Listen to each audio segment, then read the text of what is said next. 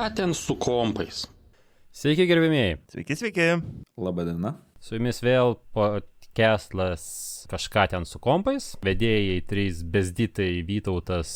Kas tas Mykolas? Ir Karolis. Šiandien yra, kai įrašinėjam 2026 metų gegužės 17 diena. Vyrai, pasaulinė informacinės visuomenės diena. Tai super sveikinu, tema. chebra. Tai čia praktiškai jau kaip ir profesinė šventė, galim sakyti. Taip, čia mūsų profesinė šventė realiai. Tai pasisveikinkim, pasiplokim viens kitą. Ir dar tarptautinė diena prieš homofobiją.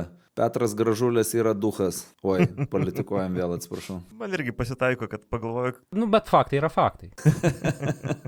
Tai vat, pasidžiaugiam, pasisveikinom vieni kitus su profesinė diena ir išvardinom faktus. Tai ką gero užmatėt Fedivisatoje per pastarąsias porą savaičių? Pastarąsias porą savaičių priešingai nei praėjusiais iki, tai itin neršiau Fedivisatoje ir ten visokių krūva buvo akcijų, fleiminimo ir mėtymosi pagrįstais ir nepagrįstais kaltinimais. Tad galiausiai norėčiau apsistoti prie ko nors linksmesnio ir prasmingesnio. Tai prieš turbūt kelias dienas Dago pasidalino ištrauką iš savo šviežiai paleisto asmeninio puslapio su infografiku, sakykime taip, ar plakatu, kuriame vaizduojama, kaip turėtų veikti DNS. Aš įsijungiau į tą visą dešrelę su mintimi, kad yra tokia veikėja Julia Evans, kuri panašaus pobūdžio infografikus ruošia, zinus infografikus jau nežinau kiek metų. Dalį jų pardavinėja, dalį nemokamai paleidus ir man visai patinka jos visas tas procesas kūrybos ir susirinkimas feedbacko iš žiūrovų, skaitytojų ir apskritai labai aktyviai dalyvauja Fedivisatui pastarosius nežinau kiek metų.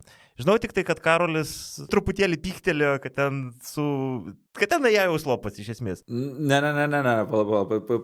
pasitikslinom. Aš buvau pasižymėjęs šitą įrašą pats, nes man jis labai fainas pasirodė ir aš dar ten komentavau, kad esu realiai bent 2 interviu prafeilinės susimovęs, dėl to, kad manęs tiesiog paklausė, kaip veikia DNS ir ten, turi išvardyti, čia toks yra mėgstas standartinis, toks durnas interviu klausimas, lygtais, žinai, tai, kad tu atrajot kažką sugebi, nusako, ant kiek tu geras specialistas. Čia toks klasikinis, nes aš paskui šią savaitę dar irgi skundžiaus, kad reikėjo šitą simlinką sukurti su LN-S komanda ir reikėjo eilinį kartą ieškoti informacijos, kuria tvarka parametrai eina.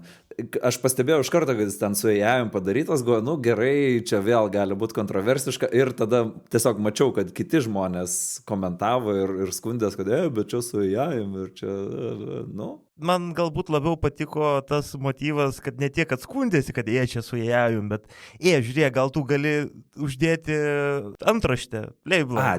Pažymėk antraštę, kad čia nėra tavo rankų darbas, nes žmonės iš spalvoto paveiksliuko tikisi, kad tai bus žmogaus įdėtos pastangos, aš irgi tikėčiaus. Bet tu minėjai, kad dar kažkokių klaidų užmatei, turinio klaidų, ar aš mačiau? Čia vėlgi ne aš, ten man rods Ernestas komentavo, kad ten, daug prikomentavo. Trūksta, kad nėra DNS-eko, dar ten dalykų, kad jeigu, čia jisai labai daug keiksmažodžių, tarp kitko, kalbant apie keiksmažodžius, tai pradėkim truputį 2 žingsniais atgal. Vienas tai yra, kas yra DNS, tai galėsit pažiūrėti paveiksliuką ir suprasit, bet, kalbam apie domain name services, tai yra, kas išverčia svetainės adresą, kaip ten lrt.lt į IP adresą, ką kompiuteriai supranta. O kitas dalykas, tu paminėjai Julia Evans ir kad jinai zinus piešia, tai gal gali pasakyti, kas yra zinai, nes aš manau, kad ne visi tą žino. Ir čia klausimas iš viso, ar teisingas yra vertimas į lietuvių kalbą to zins, kaip zinai, bet...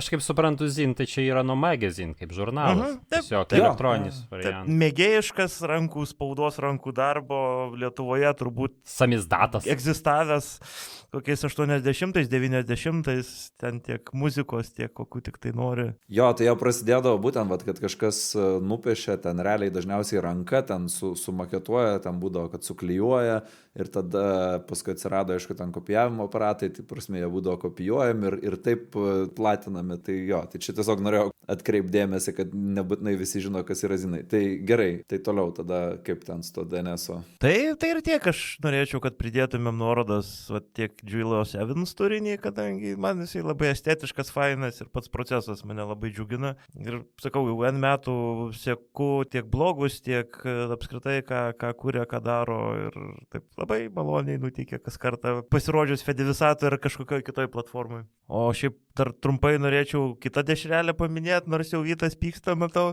Viena iš tų Flame'o akcijų atrakcijų nutiko, kai Aidulis Budulis Gerulis pasidalino nuorodą į straipsnelį, kuriame paminėta, kad pagaliau UK bando išpridolinti Palantyrą iš savo šalies, iš savo valstybinio sektoriaus, tuo pačiu paminėdamas ir trečiąjį viešpirkį. Oi, tiesa, o Flame'as, na, tai tas klasikinis, tradicinis, kodėl yra blogas Palantyras ir ką daro blogo Microsoftas, Meta ir gal čia blogai Britai daro. Ne, tenai vėlgi Petras, mūsų vietinė legenda iš Twitterio ir dar ten tinklaraščių laikų, jisai, man atrodo, čia jis, aišku, aš už jį negaliu šnekėti, bet man atrodo, kad jis ten tokį truputį trololo velnio advokatą įjungė ir pagal tai ten uždavinėjo tos klausimus ir iš ko savaime labai daug žmonių prisijungė ir tikrai taip, argumentuotai, gražiai susakė, kas yra negerai, kodėl ten taip ir tai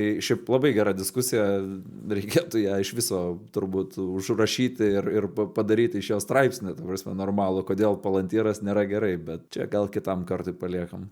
O aš, ką užmačiau, čia irgi buvo po paskutinio įrašo, kadangi Karolis pasigyrė, kad naudoja Archą, tai Vaidas mūsų Dieginių organizatorius paklausė, o tai kodėl? O, ir ten tada irgi prasipyrė, irgi tas Flame'as, tenai kodėl mane skatino nepasiduoti jūsų įtakai ir irgi nesusiarchivuot, tai...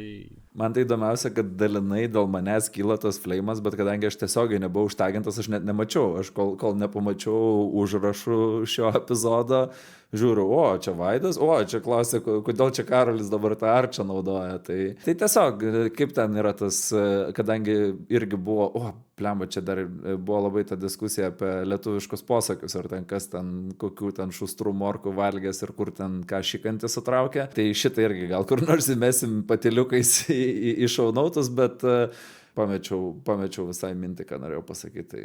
Tai tada ir važiuojam toliau. Man čia savaitę tai patiko visai Tomas. Pasidalino tokią mintim, kad matė kažkokią tai pilietiškumo egzaminą ten reklamą ir domenas buvo šveplas, be lietuviškų diakritinių simbolių. Ir ten tada visa kilo diskusija, ne tokia didelė, bet šiokia tokia diskusija, apie tai, kaip dar ilgą laiką buvo normalu rašyti šveplai, nes ką čia dabar ten tą klaviatūrą lietuvišką dieksas ir dar aš šiai dienai matau žmonės, kad šveplai rašo. O kad įpratint žmonės svetainės suvedinėti su lietuviškais diakritiniais simboliais, tai čia iš viso dar sunkiau. Ir dar truputį tada prisiminiau, kad yra ta iniciatyva gražusvardas.lt, kur renka būtent domenus su lietuviškais simboliais kiekvienais metais. Ir tą progą dar paminėsiu, kad ir mesgi turime savo tiek šveplą, tiek nešveplą variantą, kažką ten su kompais.lt, tai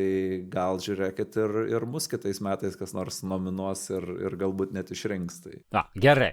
Dabar jau einam prie jau šūdų. Mūsų firminė tema, sakykim taip. Labai gražiai plaukė viena iš kitos, nes kalbėjom apie tai, kad į Archą perėjau, nes reikia dar kartą paminėti, aišku, šitą, bet į Archą aš perėjau iš Fedoros. Ir perėjau iš Fedoros, nes jinai man tiesiog per daug gerai veikia. Tiesiog veikia. Bet kuriam kitam nelinuksistui pasakyk, nepatikės. Gerai, jinai per daug gerai veikia, bet pirmą mėnesį, ten kol aš padariau, kad jinai man veiktų taip, kaip turi veikti, atrodo irgi, suinstaliavau, viskas veikia, bet čia tenai control mygtukas nepasispaudžia, čia tas anas, tai ten užtruko, kol susitvarkiau šitą, bet tai perėjau iš Fedoros į Archą ir dėl to šiaip šitą naujieną praleidau pirmąją. Tai Mykolai, tu nors irgi Archas, bet gal papasakosi, kas ten nutiko su Fedora. Čia prieš gerą savaitėlę LVN išlindo toks straipsnelis, iš esmės santrauka jau kurį laiką vykusių Fedoros vidinių forumų mailing listų debatų.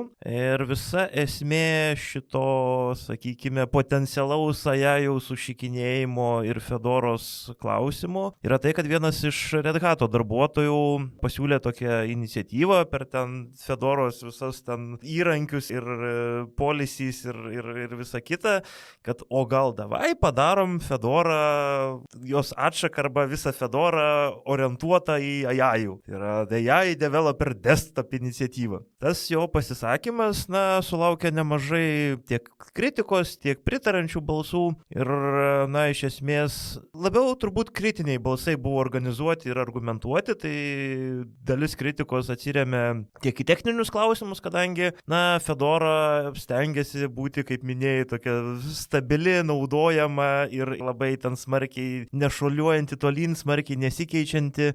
Tuo tarpu didžioji dalis jajaus įrankių, yra labiau kraujuojantis.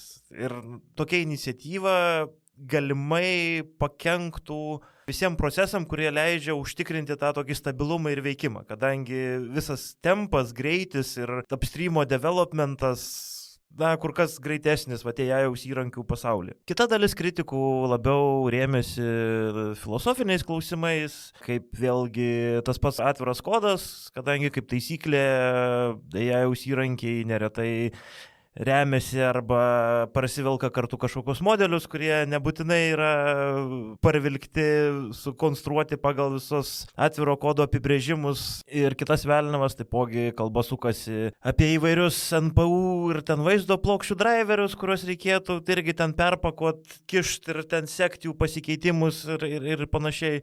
Vienu žodžiu, geras sračius, kaip Vytas dažnai mėgsta šitą žodį paminėti tokiame kontekste, nutiko. Galiausiai pagal visas Fedoros procedūras, nutiko tarybos balsavimas, kad čia vykdom šitą iniciatyvą ar ne. Tame balsavime 6-0, man atrodo, vienbalsiai buvo nutarta šią iniciatyvą plėtoti ir tada vienas iš tarybos narių susimąstė, sako, čia viskas blogai, pakeitė savo balsą ir dabar nukeltas svarstymas ten toliau pagal visas biurokratijos Fedoros principus. O tai ten pas jos turi būti viskas vienbalsiai, kad judėt? Aš labai gerai nepažįstu visos biurokratijos Fedoros, bet kaip supratau, būtent su tokių iniciatyvų plėtotė turi taryba sutarti vienbalsiai. Nes iš principo tai yra visai keičiama kryptis, kaip ta distribucija tobulinam. Šiaip dauguma distribucijų turi vienokį ar kitokį organą ar kažkokį tai mechanizmą biurokratinį susitvarkę, kad turėtų būdą, kaip skaidriai, aiškiai, sklandžiai priimti didelius sprendimus ir tą iškomunikuoti ne kaip asmeninį zlastį, o kaip sprendimą argumentuotą vienaip ar kitaip. Tai tie argumentai man visai patiko ir šiaip visai gal įdomu tą LVN straipsnį ir po apačią kabančius mailus ir forumo įrašus paskaityti bus. Primink, kas yra LVN? Linux World News turbūt vienas iš ilgiau išgyvenusių Linuxo naujienų servisų, kuris vis dar gyvuoja ir jų pagrindinis pragyvenimo šaltinis yra subscriptionas, prenumerata, kuri reiškia, kad kai kuriuos straipsnius gausi porą savaičių anksčiau. Tai važinėjo po konferencijas ir ten labai puikiai sutraukia, aprašo dalykų, labai rekomenduoju. Toliau, gerai. Ne visai gerai. Ne visai gerai. Su AI daug gerų dalykų nėra. Gal jau čia mums reikia ten vėl tą 50% gerų naujienų, tai jau pradėti rinkti kokius straipsnius, kur ten plot katučių, kaip čia kas nors ten, žiūrėkit, paveiksliukas gerai. Palauk, tai jau viskas, apie Dago paveiksliuką pakalbėjom, viskas gerai. Tai kas, GitHubas. GitHubas, kuris, kaip žinom, priklauso jau kurį laiką Microsoft'ui. Čia toks klausimas, nes ne pirmą kartą minim, tai gali kilti žmonėm klausimų, tai tu prasako, kiek čia galima ten šikt ant to GitHub'o ir ant to Microsoft'o, bet... Visada? Taip, tai čia vienas atsakymas, kitas atsakymas yra, kad aš bent jau asmeniškai, kadangi tiek dabartiniai darbovietei, tiek prieš tai buvusiai darbovietei, tiek prieš tai buvusiai darbovietei buvo naudojamas GitHub'as, tai aš su juo susiduriu kiekvieną darbo dieną ir aš savo kailiu, jau senokai pastebėjau, kad atrodo, kad jisai tik eina blogyn ir vis daugiau ten tų problemų ir tada ten buvo niuansai, kad jie pradėjo slėpti tas problemas, ten status page nuėmė istorinius duomenis, ten rodė tik paskutinės ten savaitės, paskui vienas dalykas kilo nepasitenkinimas bendruomenės, kitas dalykas kažkas ten padarė savo kažkokį projektą, kur ten išskaičiuoja ir atskirai trekina, tada GitHub'as grįžo vėl prie to rodymo ir taip toliau, bet esmė yra tokia, ir čia straipsnis irgi pasidalinsim, kur grinai yra įdėti grafikai, kaip atrodo tas jų uptime, ta prasme, tai yra stabilaus veikimo grafikai, tai nėra stabilaus veikimo, yra nestabilus veikimas ir kad visa tai iš principo prasidėjo ganėtinai greitai nuo to, kai jos nusipirko Microsoftas ir tada ten yra su daug nuorodų ir daug visokių pagrindžiančių šaltinių, kad patys GitHub, tai va čia tas, kad jie skęsta slope, tai čia yra tokia kaip ir išvada, dėl to, kad jų pačių pranešimuose yra, ta prasme, tai žiūrėkit, kokia čia yra rekordinė akceleracija ir ten yra sudėti grafikai kaip grubiai nuo 2025, bet šiaip tai, nuo šių realiai metų, nuo 26 metų, tai ten, tiesiog kosmiškai šovė, ta prasme, viskas tenai ir kiekis naujų komitų, kiekis naujų pull requestų, kiekis naujų repozitorijų per mėnesį ir, tai turi turbūt po akmenėliu gyventi, kad nesuprastum, kad čia visa tai yra dėl to, kad yra agentic AI, tai yra, kur ten kiekvienam pirsteliojimui kūrė po komitą, kiekvienam pirsteliojimui kūrė po repozitoriją. Ir aš manau, kad GitHub'as turbūt irgi patys pradeda suprasti, kad čia toks yra, jiem irgi tas lazda su dviem galais, kur iš vienos pusės jie labai patys stumia tą AI, kad AI, nes tikisi, kad iš ten uždirbs pinigų, bet iš kitos pusės šiai dienai tai jie tik tais degina pinigus. Tai jau kalbėjom ankstesnėse epizoduose, kai pereina prie to nuo ten request-based į usage-based, ten kainodara ir tai dabar ir su to infrastruktūra. Jiem labai daug kainuoja visą tą palaikyti, o pinigų iš to normaliai negauna. Tai toksai... Tai tokia smulkmenėlė, užstrigo, aš atsimenu tokį eksodus nutikusį, kai dalis korporatyvų iš Bitbucketo migravo. Ir ten prieš tą visą masinį iškeliavimą buvo irgi tokie šposai prasidėję, kad, tu užsiregistruoji Bitbucketo sistemoje, kad tau praneštų apie jų problemas, outage'us ir ten visą kitą, o jie tiesiog nustojo siųsti šitus pranešimus ir nustojo rodyti statusą savo puslapyje, kad jūsų sistemos nuėjo.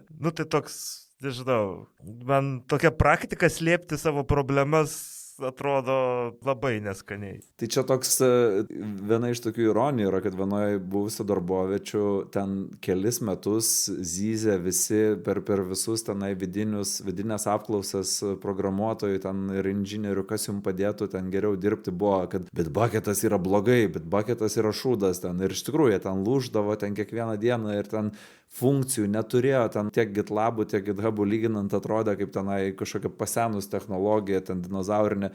Ir tada galiausiai nusprendė kraustytis į GitHubą dėl to, kad developeriai norėjo Copilot'o licenzijų, jau mokėjo už Copilot'o licenzijas, tai tada, tai galim tada ir kodą ten perkraustyti. Ir persikraustė visa įmonė į GitHubą ir GitHubas dabar realiai daug blogiau negu Bitbucketas iš šito uptime pusės. O Bitbucketas tuo metu kažkaip irgi matyt atsibudo, kad hei, čia dar galim kažką irgi sužaisti ir pradėjo daryti naujas funkcijas, tenai tikrai pradėjo vytis. Aš manau, kad vis tiek dar yra trečias brolis kvailys, ta prasme, ten lyginant su GitLab'u ir GitHub'u, bet jie tikrai sparčiai vejasi savo ten funkcionalumu ir stabilumu. Ir aš manau, kad nenustepčiau, kad pradėtų žmonės atgal dabar migruoti iš, čia ne konkrečiai to įmonei, bet šiaip manau, kad dar Bitbucketo laikas ateis. Priminsiu tik tai, kad Bitbucketas Atlassiano dabar jau įgytas jau prieš metų. Oi, taip, tai jie čia, aš bent jau kiek susidūrė su jo, tai jis vis laik buvo Atlassiano dalis. Tai va, ir jie yra australai. Taip, tikrai taip, tai visų mėgstamiausias produktas technologijų pasaulyje Jira yra australų išmislas. Čia sarkazmas. Gerai, toliau važiuojam. Praeitą savaitę pradėjo žmonės skųstis, kad Chromas slapta niekam nesakęs, parsisiunčia 4 GB modelį, ten kažkokį Gemini Nano. ir visi pradėjo ten viduriuoti labai smarkiai. Tai čia keli dalykai. Vienas, aš irgi tą naujieną užmačiau ir toks irgi pirminis buvo pasipiktinimas, kad kaip jie drįsta, bet tada šiek tiek pasiskaitinėjau daugiau ir pasirodo, kad iš principo tai vyksta jau ten N metų. Ir dabar tik tais kažkam užkliuvo ir kadangi tai yra AI, tai tada jau iš karto natūraliai yra blogai, nes jeigu tai būtų, nežinau, kažkoks tenai vertimo modelis, apie ką Mykolas galės papasakot, tai gal jau nebebūtų taip blogai, ar ne, bet, turbūt, kad viskas yra čia dėl to pasirinkimo, kad jeigu būtų įsijungi naršyklę ir klausia, ar nori ten AI funkcionalumo ir sakai taip ir tada jisai ten parsiunčia, dar gal įspėja kažką tenai, bet dabar tai yra, ar tu nori ar nenori, jisai pateliukais parsiunčia, jeigu ištrini tą failą, jisai parsiunčia iš naujo. Ir tam tikrais atvejais žmonės, kai turi ten ribotą internetą, nes taip dar vis būna, tai, gali ir kainuot brangiai, ir sulėtinti kitus dalykus ir taip toliau. Bet man asmeniškai yra tekę artimoje aplinkoje susidurti su tokiu šposu, kai ten Windows'ų kažkuris update'as 7 ar ten whatever. Buvo toks nedidelis skandalėkas, kad fone patyliukais parsisiųsdavo kelis gigus update'o, kad vartotojui pasirinkus, kad noriu suinstaliuoti, tas visas instalas nutiktų labai greit. Ko pasiekoje skundėsi po to pažįstami kelių šimtų eurų sąskaitom, kadangi gyveno ant mobilaus ryšio. Tai vėlgi, kalbant apie tą pranešimą ekrane, ar jūs norite parsisiųsti, aš labiau tikėčiausi tokio konkretaus, žiūrėkite, bus dabar parsiųsti 3 gigai, 4 gigai. Ar noriu tai daryti dabar ar ne? O kitas dalykas man labai buvo keista, kaip keista, man pačio dydžio palyginimas išlindo galvoje, aš nepreseniausiai Mozilla vertimų servisą bandžiau paleisti kaip servisą išorę skirtą, ko pasiekoje teko šiek tiek susipažinti, kaip visas tas daiktas veikia, kokių ten modelių reikia ir ten viskas labai tvarkingai sukapota į mažus keliasdešimties megų modeliukus iš skirtingų kalbų, į skirtingas kalbas, ko pasiekoje ten į 3 gigus sutelpa 100 kalbų vertimo modeliai. Kažkaip Chromo atveju tai yra visokie ten autokomplytai, kas ten dar, kokia ten velneva ir man labai keista, kad tam funkcionalumui, tam nano modeliui reikia gigų daugiau negu 100 kalbų vertimų. Bet čia yra tas ne pirmas jau kartas, kur, kad padaryti su tuo AI-om ar specifiškai tuo generative AI-om kažką, reikia daug daugiau resursų, negu ką ten galėtum padaryti su, nežinau, bešo skriptuku. O dar atgal žiūrint, tai netgi yra ten tie ankstyvieji, kur buvo visas machine learningas ir ten visi buvo Hadoopai, ten MapReduce ir ten visokie kitokie keiksmažodžiai. Yra toksai legendinis straipsnis, kurį turbūt reikės gal irgi surasti, įmesti, kur žmogus su bešu padaro ten 4 kartus greičiau viską, negu ten Hadoopo klasteris, kuriam reikia ten 3 serverių. Čia, man atrodo, šachmatų statistiką skaičiavo veikėjas. Taip, čia tas legendinis toks straipsniukas. Aš kitą pavyzdį prisiminiau galbūt labiau dėl to bandymo generalizuoti ir turėjimo vieno modelio vienam viskam versus modelis specifiniam tikslui. Berods mūsų mėgiamas ir sekamas Bert Hubbard prieš metelius kokius publikavo iniciatyvą ir pats pabandė reimplementuoti įrankį, kuris iš rašytinio teksto atpažintų skaičius. Ir visa to įrankio esmė, kad jisai sukosi ant mikrokontrolerių. Tai yra ant AVR su ten kilobaitais ribotų dramų ir tas daiktas veikia ir, ta prasme, palyginimai gerai veikia su egzistuojančiais optinio atpažinimo sprendimais. Tai toks labai linksma buvo irgi dydžių ir resursų proporcijos. Gerai, važiuojam toliau. Apie Notepad++, man atrodo, jau kelintą epizodą iš eilės kalbam. Jis kažkaip toks buvo visai numiręs, o dabar pastaruoju metu išlenda vis naujienos. Nostalgija prikėlė jį. Mes jį dar širdyse turime. Tai gerai, tai kas su juo nutiko? Kalbant apie ankstesnius, ką šnekėjom epizoduose, tai kad yra dabar tie servisai, kurie perrašinėja tam tikrą programinę įrangą, kad tenai licenzijas nuimti ir taip toliau. Tai šiuo atveju, kas perrašė kažkas padarė portą į macOS, ar ne? Nors Notepad++ veikia tik tais Windows'uose. Veikia tarp kitko ir Linux'e su Wine'u labai tvarkingai, kažkada esu raninės, bet jo, kažkas paleido ir apsimeta ten, kad tai yra oficialu, kad čia oficialus produktas ir ko pasekoje šitie autoriai Notepad++ turėjo išleisti savo svetainėje naujieną, kad ne, čia nieko bendro su mum neturi, čia viskas yra apgavystė ir nenaudokit ir nedarykit. Tai va, tai ir nenaudokit, ir nedarykit. O, aš dabar tik atsidariau, kad buvo problema išspręsta.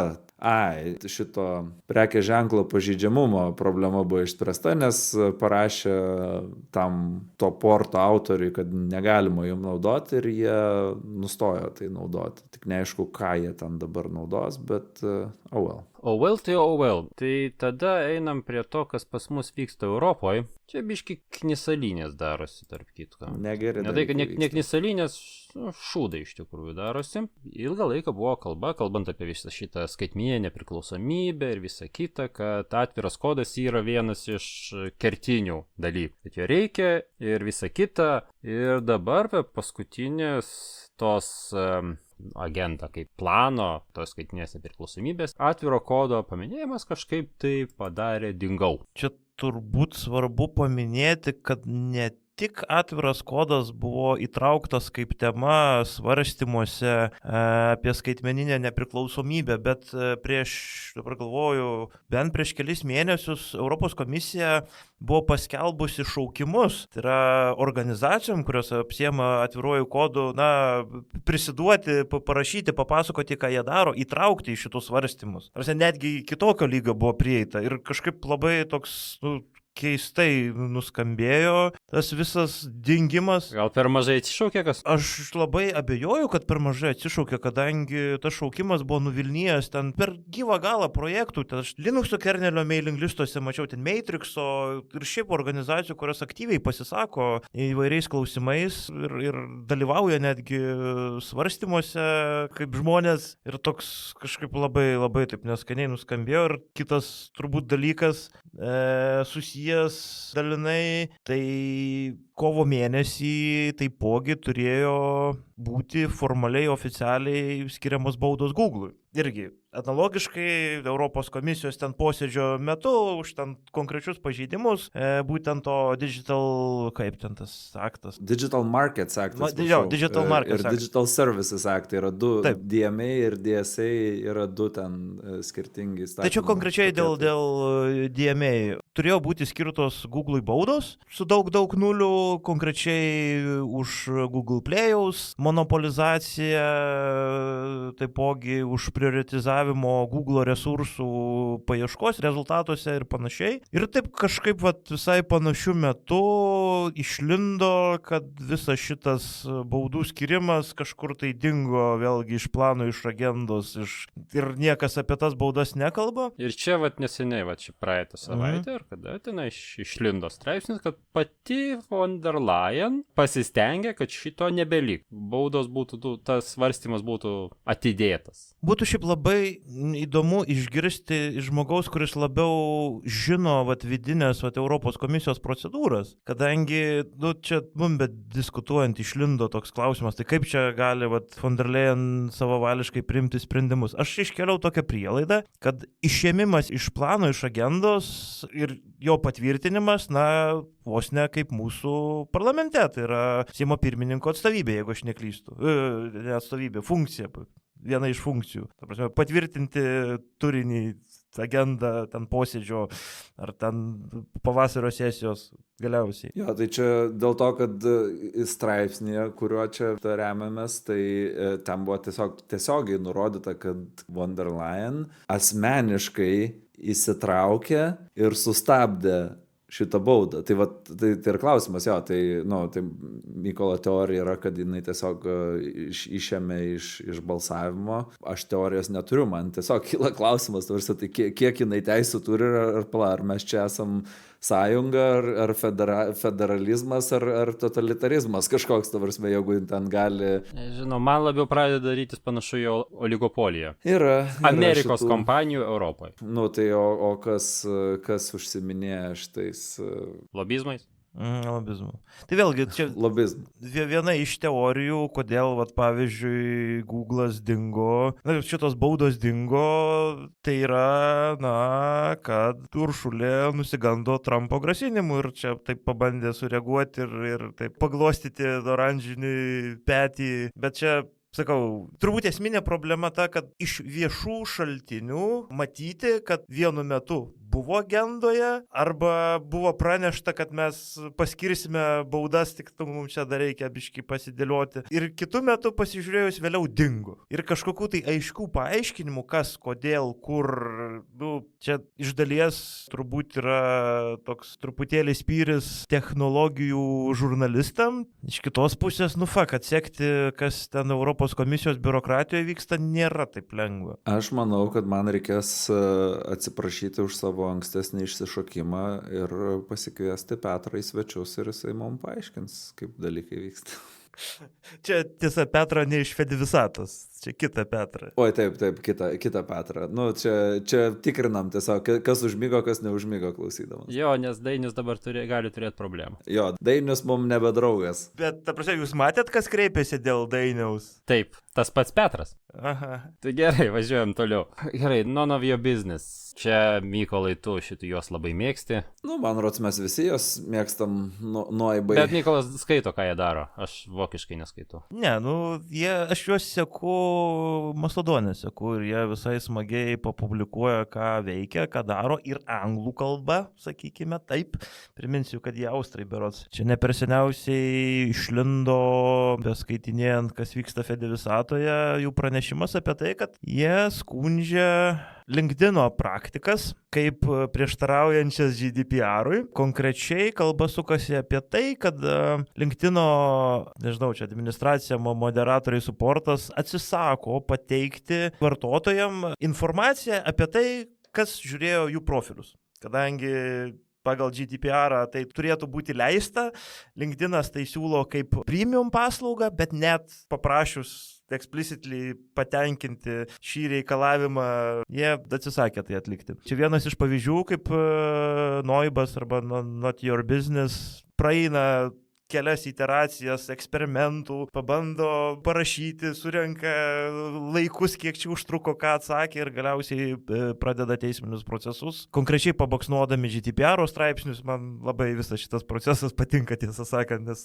atrodo labai toks tikslingas, konkretus, preciziškas. Kas nors sakytų, kad net gal ir vokiškai preciziškas, nepaisant to, kad jie Austrai. Tai aš tik tai dar norėčiau priminti, kad LinkedIn tai irgi Microsoftui priklauso, atsiprašau, Microsoftui. Tai čia vienas žodis. Checks out. Checks out, jo, ta prasme, nori savo duomenų, susimokėk pinigus, ta prasme, nori, kad veiktų, mokėk pinigus, bet negausi. Nori supporto, mokėk pinigus, gausi po 2 mėnesių. Tai bent jau gausi, nes pas Google tai yra talktohelp.py, vadinasi, supportas dažniausiai. Nors dabar gal turbūt ne, talk to Gemini, kaip jau aptariam, nes, tai kam čia dabar. Kas irgi yra supy kažkas, tai nes, žinai, LLM ant pitonų treniruoti. Bet tai Microsoft irgi analogiškai, aš nežinau, kas iš tų didelių korporatyvų galėtų dabar pasižymėti kaip normalų supportą teikiantis iš karto. Niekas. Microsoftas. Edge'as. Pasirodo, kad Edge'as tai yra Microsofto naršyklė ir Internet Explorerio pakaitalas, nes Chromium pagrindu padaryti. Tai pasirodo, kad jis saugojo slaptažodžius atvirų tekstų atminti. Tarsi atsidarai, kaip būna užpildyti slaptažodį, kas žino prisimins slaptažodį, tai tu įvedi, pasirenki vos ne username, tau iš karto užpildo slaptažodį. Pasirodo, tai buvo iš principo pasileidus naršyklei įkraunami visa ta duomenų bazė, ką tu išsaugojęs, ir visa tai buvo saugoma atvirų tekstų. Tai žmonės pradėjo baksnuot, Microsoftas pasakė, tai taip jau turi būti. Bet čia skamba kaip standartinė Microsofto praktika, pavyzdžiui, kai su Recallu buvo. Atsimeni, ten irgi analogiška problema, kad Recallo visus ten duomenis saugo niekaip neužkriptintam permisijom neapsaugotų SQLite failiukį. Jo.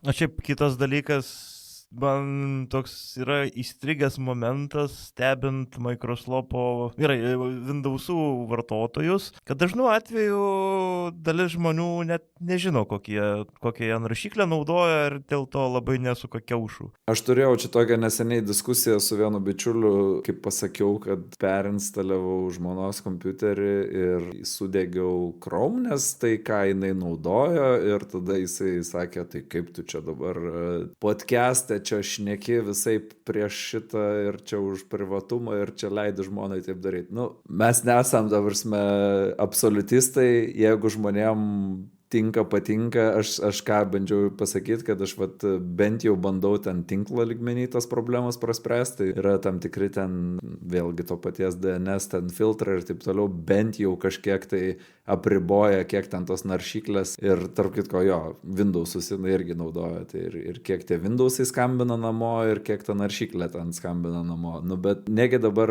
priversi žmogų ten per prievartą naudot kažką, ta prasme. Bet jo, bet kai jie naudoja kažką kaip ir sort of žinodami, ką daro, ir kai jie naudoja, nes tiesiog, tai yra tas mėlynas internetas ant desktopo, nors dabar nebe mėlynas lygtais. Mėlynas. Ai, vis dar tik nebe mėlynas. raidė, bet mėlynas. Dar kitas atvejis yra, kai kur būna tau duoda ir tu privalai naudoti tą, ką tau duoda. Korporatyvose kokiuose ar kažkur tai didesnėse įmonėse tau duoda, tarkim, darbinį kompiuterį ir tu ten nieko negali pasikeisti. Labai minimaliai. Tai duoda, ką tu naudoji. Tenai gerai, jeigu tenai vietoje Edge'o Chrome duoda ar kažką, bet deal with it. Jo, ir korporatyvose jos tai vėlgi dažnai duoda dėl to, kad tai jeigu tu naudoji ten Microsoft, ten tą 365, tai su juo yra tenai integruota labai tos policies ir taip toliau. Jeigu tu naudoji Google Workspace, tai yra Google visą ten Office'o online'inį paketą, tai jisai irgi turi visas ten enterprise policies ir ten, kur gali nustatyti, ką naršykliai galima daryti, ko negalima, kokius tenai įskiepius dėkti, kokių negalima. Tai aš jau buvau keliose darbuose ant ribos to, kad būtų iš manęs Firefox atėmę, bet kažkaip tai vis dar laikausi. Nors, čia vėlgi iš ankstesnių epizodų žinom, kad ten Mozilla irgi nešventi ir turi savų problemų, bet šiai dienai, neskaitant links terminalų naršyklės, tai ir yra geriausia, ką šiai dienai turim, mano kuklė nuomonė. Ir tik tais nepradėkit apie ten Brave arba Vivaldi šnekėt, nes tai yra tas pats Chrome'as. Aš kitą norėjau paminėti, bet jis dar kol kas neišbaigtas ir mes turbūt jį esame minėję raštu. Lady Bird? Ne, žinau, čia gal browseris kažką integruojantis. Ten yra Hebra, kuri raštu rašo šitą web varikliuką nuo nulio. Taip, tai Lady Bird, bet jie ten turi irgi biški problemų, nes ten yra truputį su fašiais ten bėdų pas jos jų aplinkoje. Servo, aš turėjau omeny, ne Lady Bird, servo. O, okei, pardon. Hebra, biški nuvažiavom ne į tą pusę. Tai gerai, jo, bet kaip sakei šitas Karoli, kad Edge'as jie tenai, nors ir sakėsi, kad čia taip ir turi veikti ir čia nebagas, bet galiausiai sutvarkė. Tai kai šaršalas kyla, tai tada jau kartais nebėra kur dėtis. Tai o dabar apie šaršalus. Tai nutiko čia praeitą kartą minėtas copy failas ir dabar čia buvo per irgi paskutinės savaitės porą ir tifregas, fragnizija, tai žodžiu Linuxo kernely, ar ne vien kernely. Linuxuose dar randama visokių pažeidžiamumų. Tai kas dabar bus? Tai šitie fragai visi tai buvo kernelio, ten kernelio konkrečiai tam tikrose moduliuose ir dėl to ir tas pataisimas arba ten apėjimas laikinas buvo tiesiog išjungti tam tikrus modelius ir ten viskas kaip ir veikia toliau. O kas bus, tai pataisysim ir judėsim toliau. O ką darysi, tai čia kernelis nekomercinis produktas, ten vėl kaip ir praeitą kartą linkinom į šitą Torvaldsą, ten tą dešinę ranką, sako, gerai, yra, bugas, užlopiam, važiuojam toliau, ko jis dar nori, dangus negriuva. Aš tiesą sakant, kaip supratau, čia pavyzdžiui su copy failu panašiai buvo, dirbti fregų dar kitaip, kad apie tą būtent klaidą buvo pranešta jos dar net nepataisius. Pataisius dar neišėjus į apstreamą ten ir panašiai. Viešai pranešta. Jo, viešai praneša, nes tiesiog kažkas tai paskelbė klaidą, nes pamatė kažkur ir nežinojo, kad šiandien dar per anksti skelb. Tai čia tame bėda yra, kad žiopliai. Tai referavau ankstesnį straipsnį to Linus Torvaldsą ten to, kad nebėra tokio dalyko, kai yra komerciniai vendoriai kažkokie, tai tu gali ten su komerciniu vendorium sustarti ir jisai tenai išleis, o dabar čia su kuo reikia tartis, kas yra atsakingas, tai gerai, ten Linux kernelį atsakingas yra Torvalds. Yra saugumo komanda, kuri atsakinga, šiaip. Tai Linux kernelį, bet tada, o kada išsileis tą kernelį Archas, kada išsileis Red Hatas, kada išsileis ten Canoniclas, ir yra, dabar netgi pereina iš to terminai, būdavo terminas responsible disclosure ir buvo, kad čia atsakingai reikia skelbti per dalykus. Tai dabar dažniau naudoja tą coordinated disclosure, kad sukoordinuoti, arba atvirkščiai, aš nežinau, kuris yra kuris, bet vėlgi šitam pasauliui, kuriam gyvenam, ir kur korporacijos didžiausias naudoja tą open source nemokamai ir nieko ten neduoda atgal už tai, bet tikisi, kad jūs čia reaguokit, išleiskit, sutvarkykit, čia užpildykit, čia kaip šitas Kurlo kūrėjas tenai irgi juokės, kai jam ten atsiunčia klausimynus ir sako, čia užpildykit mums vendoriaus klausimyną ten apie savo saugumo praktikas ir jisai toksai, jūs nemokat man nei vieno cento, ko jūs iš manęs norit, tai čia paleidau į pasaulį, įrašėm podcastą ir dabar, kažkas rašys ten radio ir televizijos komisijai, kad nepatiko, kad Mykolas pasakė fuck, tai nepatinka, ką padarys. Kažkam nepatinka, kad, pavyzdžiui, vokiečių domenai buvo nepasiekiami.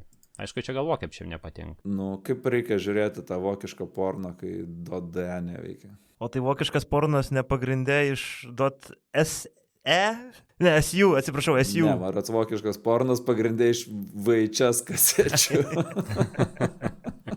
Bet čia jau truputį į pievą. Ne, tai buvo toks nuotykis, kad šmaukšt, kaip sakant, ir dingo visas .de top level domenas kelioms valandoms iš pasaulinio DNS tinklo, jeigu taip galim pavadinti. Ir nelabai aišku ten, kas įvyko iki galo, nes bent jau prieš įrašant dar bandžiau pasižiūrėti, tai taip ir nėra kažkokio konkretaus ten atsakymo, kas čia buvo, bet panašu, kad tenai su šituogi DNSSEC, tai yra tenai papildomi DNS protokolo plėtiniai, kad užšifruoti užklausas ir atsakymus, tai yra, kad jų negalėtų ten kažkas nuskaityti in transit. Ir tam reikalingi yra kriptografiniai raktai, kurios reikia pati ta organizacija, kuri atsakinga už tą .de zoną visą, skelbėsi, kad kas 5 dienas, man rodos, rotuoja tos raktus ir panašu, kad tiesiog įvyko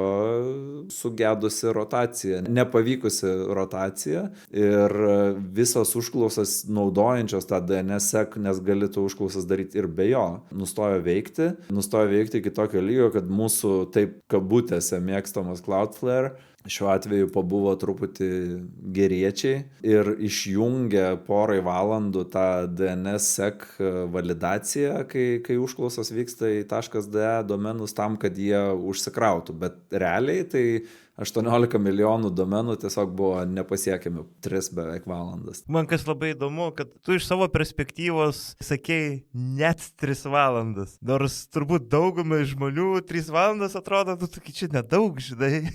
Kas čia yra 3 valandas? Bet tai jeigu šalies lygių tu išjungi vis, ir čia mes net nekalbam, kad tu ten, žinai, kaip jau juokavom, ar ne, ten pornografijos negali pasižiūrėti vokiškos, bet tai LT lygių paimk, ar ne, tai gerai. Neužsikrauna ten Delfis, tai ką dabar daryti, neužsikrauna Delfis, bet neužsikrautų ir visi mokėjimai pradėtų nebeveikti, visos bankų integracijos, Payseros, VMI, paslaugos. Taip. Tai čia yra labai blogai, čia yra toksai, skaitmeninis blackoutas, kaip Ispanijoje elektra buvo dingus parai, tai čia skaitmeninis ekvivalentas, tik tai tiek, kad 3 valandas. Jo, aš matai ir norėjau iš tavęs ištemti, kad yra daug transakcijų, kurių mes tiesiogiai nematom. Ne tik Delfis, ne tik LRT, ne tik whatever kas, bet ir tos visos nematomos transakcijos. O šiaip vat yra, kam nepatinka, kad domenai dingsta, o yra, kam nepatinka VPN-ai. Čia praeitą savaitę nuskambėjo Utah kaip pirmoji valstija, kuri pradeda demonizuoti VPN tiekėjus. Iš esmės priėmė prieš 10 dienų, kaip čia dabar reikėtų įvardinti, įstatą, sakykime taip, kuris draudžia saitam priimti vartotojus, kurie naudoja VPN. Panašių kalbų sukosi ir Europos Sąjungoje, ir dabar UK. O UK tai jau iš tikrųjų nuo pernai, kai jie įvedė savo tą amžiaus verifikavimą ir pamatė, kad žmonės su VPN-u tai apeidinėja, tai jie jau pradėjo irgi aiškintis, kaip čia. Man atrodo, mes jau minėjome. Gal pirmiausia aiškinti, kad vaikam negalima siūlyti VPN reklamuoti, bet dabar eina link to, kad visi uždrausti. Ir jį žinoma, kai Europos Sąjunga irgi šitos dalykus labai seilėtai eurotiškai žiūri ir manau, kad irgi norės kažką tokio daryti. Taip, tai norėjau pridėti, kad ne tai, kad čia Utah pirmieji pradėjo demonizuoti, tarsi demonizuojamas buvo seniai. Tai realiai įstatymą priėmė. Bet čia toks irgi, kur pradėjom, labai galima būtų nusidiskutuoti ilgai, bet man atrodo, kad tie komerciniai VPN tiekėjai truputį išsikasė savo duobę su tuo, kaip jie reklamuojasi. Daug metų jie reklamavosi, kaip to prasme, čia galima, tai, dvi buvo paralelės. Viena, kad čia viskas saugiau, nes bus viskas užkoduota ir čia jūsų tiekėjas nežinos nieko apie jūs, bet mes žinosim viską ir ekstraktinsim duomenis NordVPN.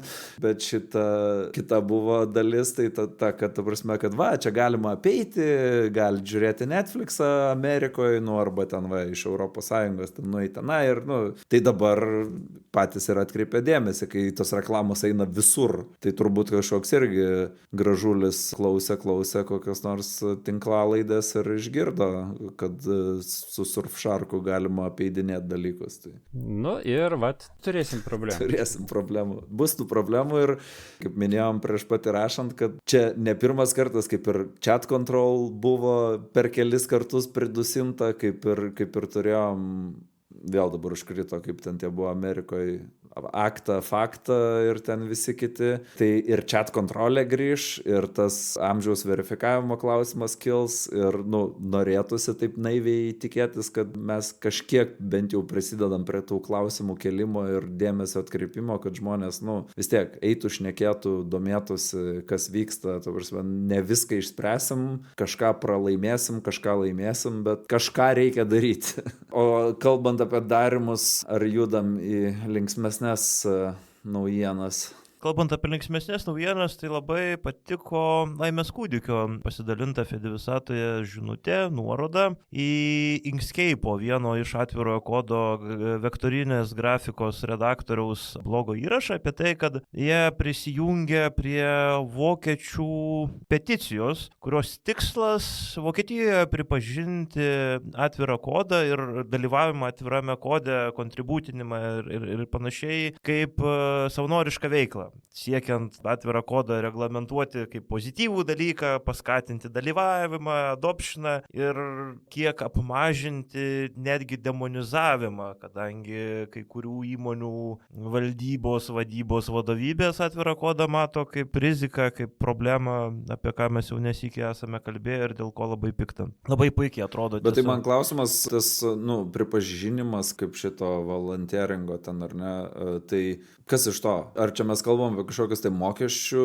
lengvatas? Jie yra konkrečiai surašę punktelių, kokius jie norėtų įstatymus papildyti ir pakeisti. Vienas aspektas yra bendrai apskritai pripažinti kaip tokią veiklą, turėti teisiniai bazėje kaip suvokimą, kadangi savanoriškos veiklos tam tikras apibrėžimas yra savanorystės, bet pagal tą apibrėžimą kontributinimas atvirojo kodo projektui, kurį naudoja ten Deutsche Paštas ar ten nėra, niekaip nesueina tiesiogiai. Toksai savanoriškos veiklos, kur tu savaitgalį ar ten naktį pakontributini ir užtaisai skylę, kad ir tos pačios valstybinės institucijos naudojame atviro kodo projekte. Šalia eina poreikių ir susijusių tiek su mokesčiais, tiek bendrai daugiau kalba sukasi apie bendrai savanorystės konceptą, kontekstą ir įvardinamą ir įtraukimą. Bet su tolimesniais žingsniais kalbama ir apie apie mokestinės lengvatas. Šiaip, kai kažkada buvom susitikę su tais infopankais, tai iš tikrųjų buvo irgi išsakyta idėja garsiai, kad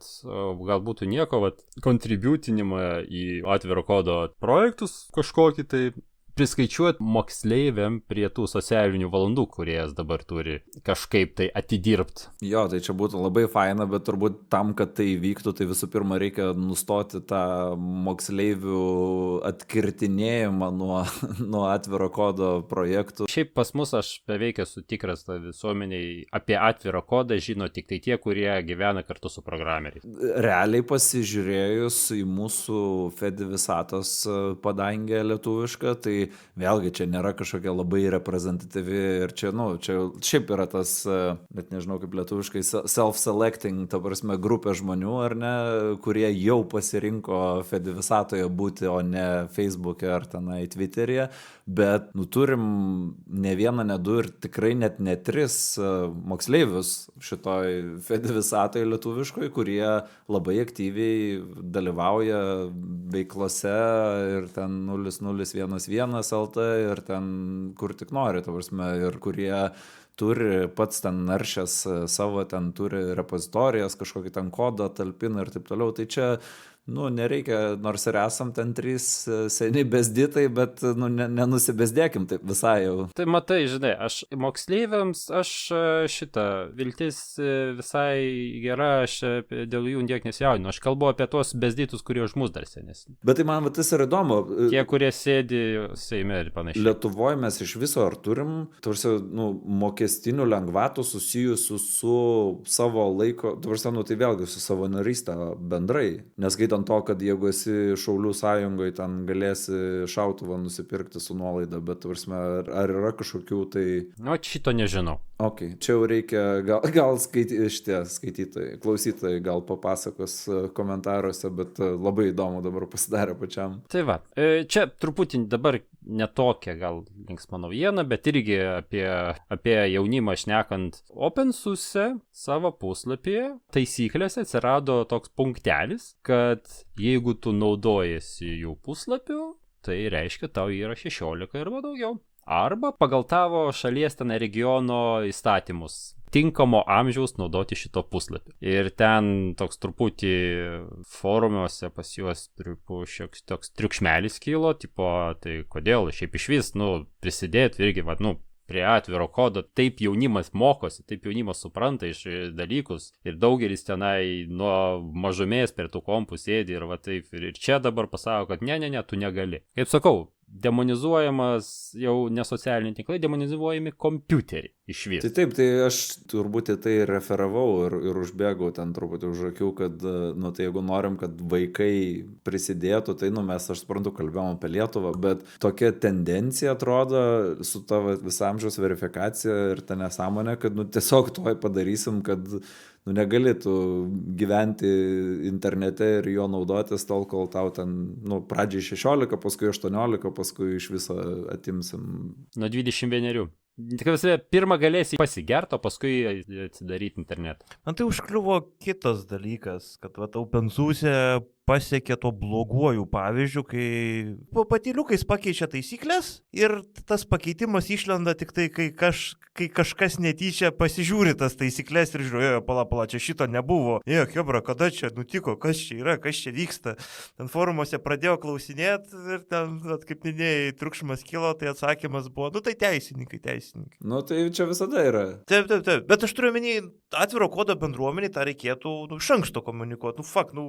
Forumas, mailing listas, yra priemonių ir visi turi priemonės pranešti apie tokius dalykus, kas yra, tiesiog gerai, pakeitimas įvyko. Tarkime, kad koks tas pakeitimas bebūtų, kad tai yra gerai, bet tu bent jau tą explicitly visiems parodai. Neužkiši į 6 punktą su pusę. Iš kitos pusės, tai čia gal labiau iš tokios jau asmeninės nuoskaudas išliesiu, bet nežinau, kiek pastebėjau, tai čia, žinau, kad šituo atveju ten tikrai nebuvo tai komunikuoti ir taip toliau, bet šiaip kiek pastebėjau, kai kažką sugalvoju pranešti, tai žinai, parašai, čia gal darbinėse turbūt dalykuose labiau, bet ten parašai Slacką, išsiunti e-mailą ir dar ten prie kavos papasakoji ir vis tiek kas nors išlenda ir taip, kodėl čia neveikia, kas čia. Ne, tai niekada neturėsi absoliutaus ryšio, tai čia, manau, yra utopija tikėtis to, bet, tu padarėjai, ką galėjai, kad, tiesiog praneštum skaidriai, ta prasme yra paper rekordas, tu praneši, tu dėjai pastangą, minimalią pastangą,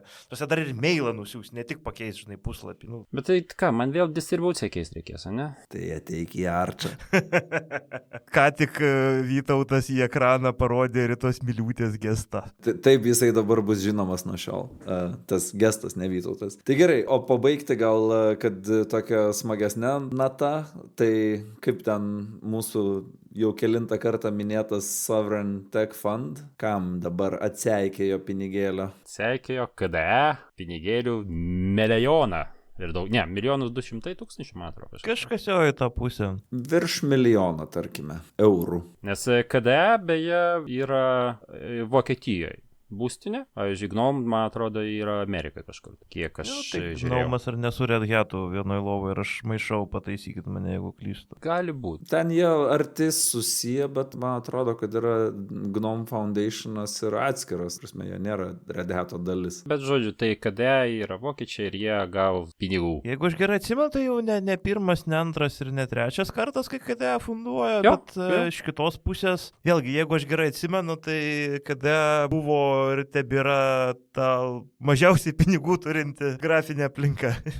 Gal Fluxboxas ar tenai kažkas, tai gal dar mažiau. Aš turiu omeny pagal funkcionalumą, su GNOME lyginant, pavyzdžiui, žinai. Jo, bet turint omeny, kiek jie daro šiaip. Aišku, nemažai tų distribucijų, kurios duoda tą vieną instalą, tai dažniausiai deda GNOME, bet KDE aš dabar labai pamėgau. Žinok, Vytai, čia buvo viena iš priežasčių, kodėl aš šitą naujieną labai norėjau įtraukti šios dienos įrašą. Aš nežinau, gal reikės pabandyti dar kartą, nes kai buvo Linux dėgynės, aš mačiau Kreivą diegė Fedora su KDE ir man labai patiko.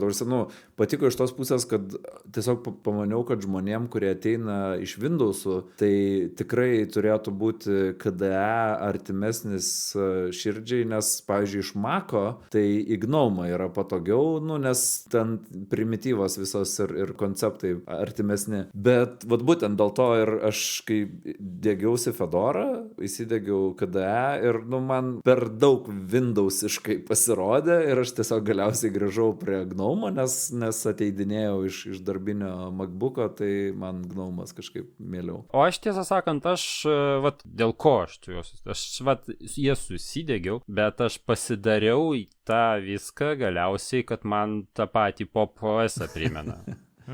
Ten sidebar šone, ten šitas viršui, spalvų paletė, ten kaitolės, bet būtent susidėdė viską, gali pasidaryti kaip Mac. Paprasčiau negu GNOME.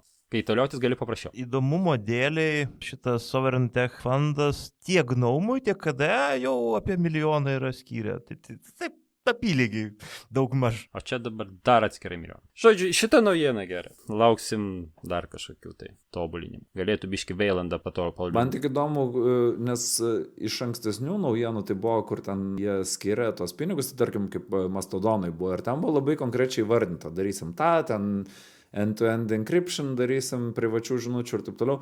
O šitas pranešimas KDE, tai jisai toks buvo, gavom pinigų ir čia gerinsim savo produktus, į kitą lygį pakelsim, ten blablabla, bet ką konkrečiai, ką tai reiškia, ta prasme? Aš bandau prisibelsti į šitą oficialų Tech Sovereign Fundo puslapį, bet jis man čia erorus mėto, kas antrą kliką. Tie turi pateikę paraišką ir ten turėtų būti konkrečiau aprašyta. Aš dabar greitai neatkuičiu. Tai jeigu rasim, įdėsim į užrašus. Puikiai. Tai gerai, tai šita džiugia KDE naujiena ir užbaigsim šios dienos epizodą. Aišku, mūsų klausyt gali pirmiausia kažką ten su kompais LT. Yes. Su Ž ir su anosinė. Arba be Ž ir be anosinė. Mes kalbam ir šveplai, ir nešveplai. Tik nėra variacijų, kur su Ž, bet su paprasta A, tai čia reikia dar neišsidurti. Tai arba visiškai šveplai, arba visiškai taisyklingai. Tarpinio varianto nėra. Tai pirmiausia ten, tada šiaip visose podcastų platformose, indeksuose pagrindiniuose. Aš net nežinau, kokie jie yra. Tada, sorry, bet ir YouTube, ir Spotify, ir Apple podcastuose. Beje, mes YouTube jau pasiekėm 1000 prenumeratų. Norėjau sakyti, sorry, not sorry, bet ten perlipom 1K netyčia. Tai va, tai ir tasai, tada paremt galit Ko-fi ir žinoma, sukit į Laimės kūdikio parduotuvės, kaip parduotuvės? Parduotuvės ne jos, bet jos produkcijos nusipirkti. Visas nuorodas paliekam, aišku, aprašyme. Laukiam Fedi Visatoje ir aš dar tokį su troliais maintaininam seniai renginių sąrašiuką, kurio nuorodą aš visada pridedu, bet gal pravers. Tai vadinasi User Groups LT. Kaip tik šiandien prasinešiau, pripildžiau šlamštą pagrindėje jajaus, bet, ką padarysim. Tai iki kito karto. Iki kito karto. Einam prakaito valytis. Viso geriausio.